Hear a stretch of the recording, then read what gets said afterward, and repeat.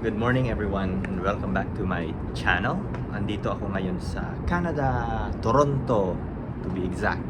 Kita nyo yung background ko, buildings. Ayan. Dito kami nagstay. Dito kami magpapasko sa Canada this year. Ayan. So, it's a nice experience, ano? Dito kami sa high-rise apartment. Itong place na to maganda din, hindi siya masyadong kamahalan, tapos nasa heart of the city pa.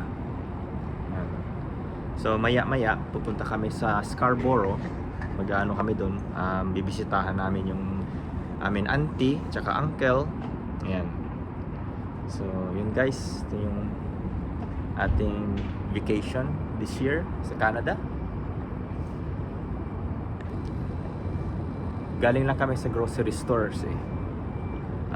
Kakaiba yung mga grocery dito kasi nasa city, bale walang parkingan. So doon lang ako sa nagpark sa sa street. Tapos pinaalis ko na lang yung anak ko at saka yung cousin ko, sila na lang yung bumili ng mga gamit sa grocery. Ako naman nandun lang ako sa street, nag-aabang sa kanila. So yun yung kakaiba lang dito sa basta sa city. Kung gusto mong mag-grocery, ang problema talaga is yung parking.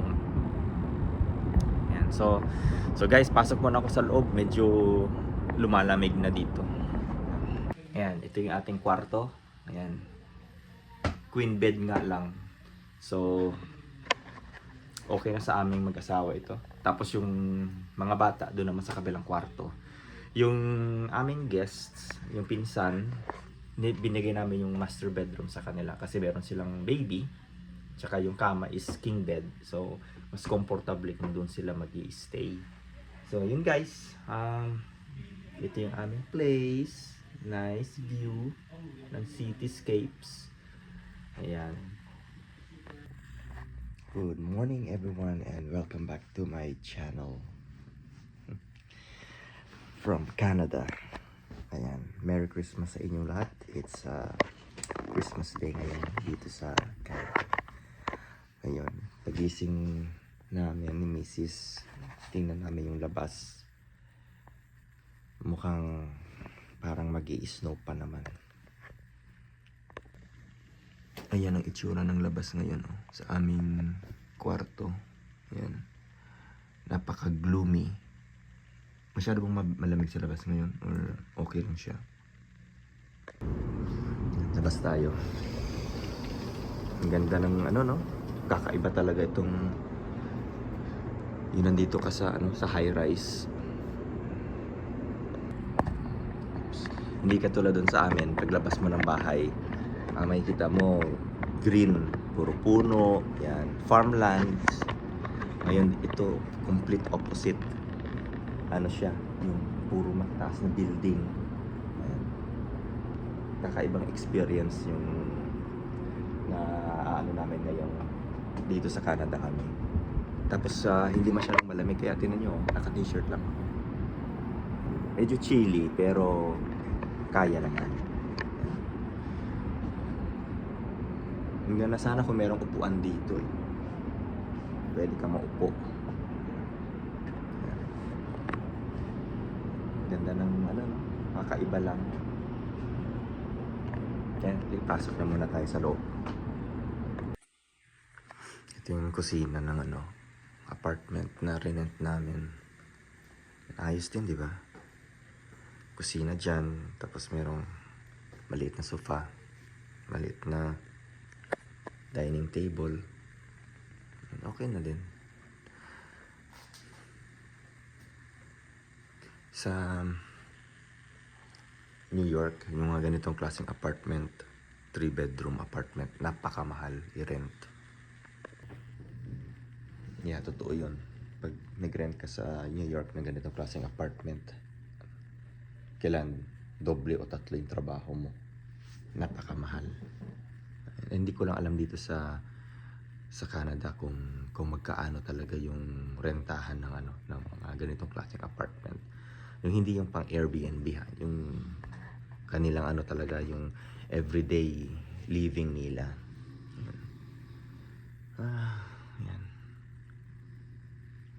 Ang ano ko lang dito sa pag nakatira ka dito sa mga apartment,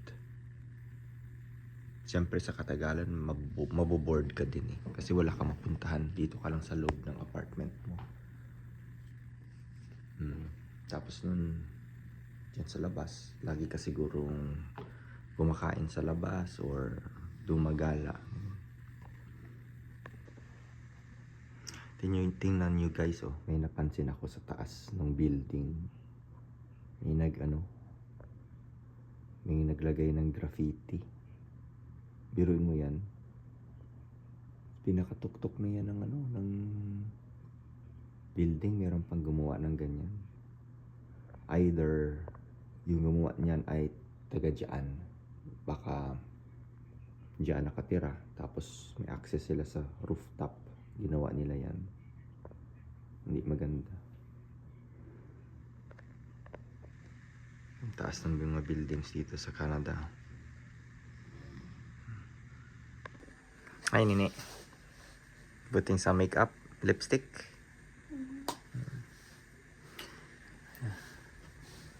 Ganda ng view niyo dito kahit na wala kayong balcony, ganda pa rin ang view.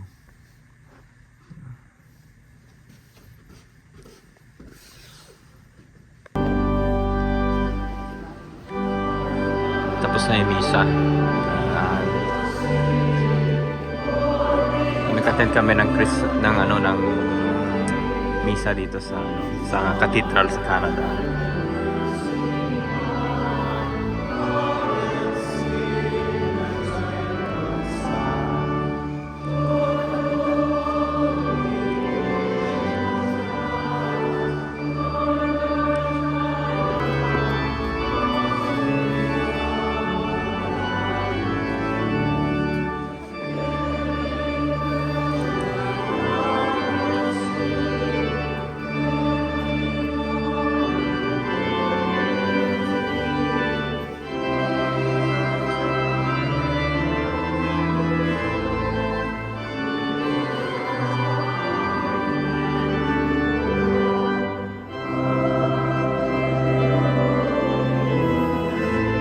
Cardinal yung celebrant ngayong araw na to.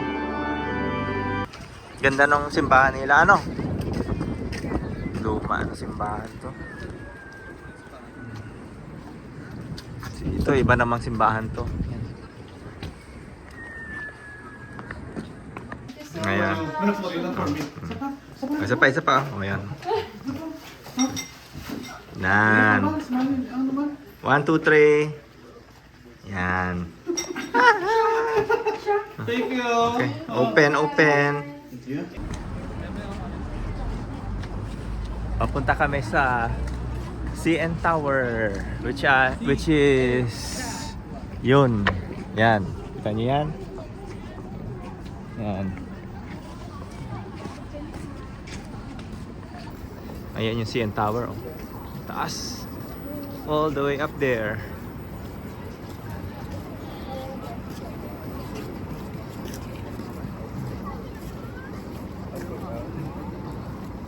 Blue Jays.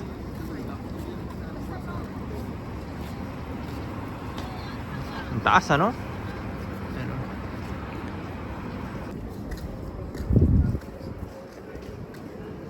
Toronto Blue Jays.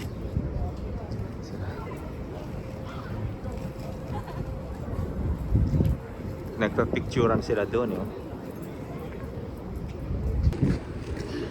lamig grabe lamig dito sa Canada. Malamig dito sa Canada. Sabi ko malamig ang Canada. Hello. Merry Christmas. Can I check in my headphones? Okay. The air goes down my sleeve. Ito yung ating in-order, miso soup. Wow. China, Ang sarap ng Jesus sarap ng pagkain nila dito. Yung ramen noodle nila authentic. Sarap. Ano, kamusta yung noodle, mami? Good. What do you think? It's good. Sarap, ano? How about, Nonoy? Kamusta yung noodle? Okay siya?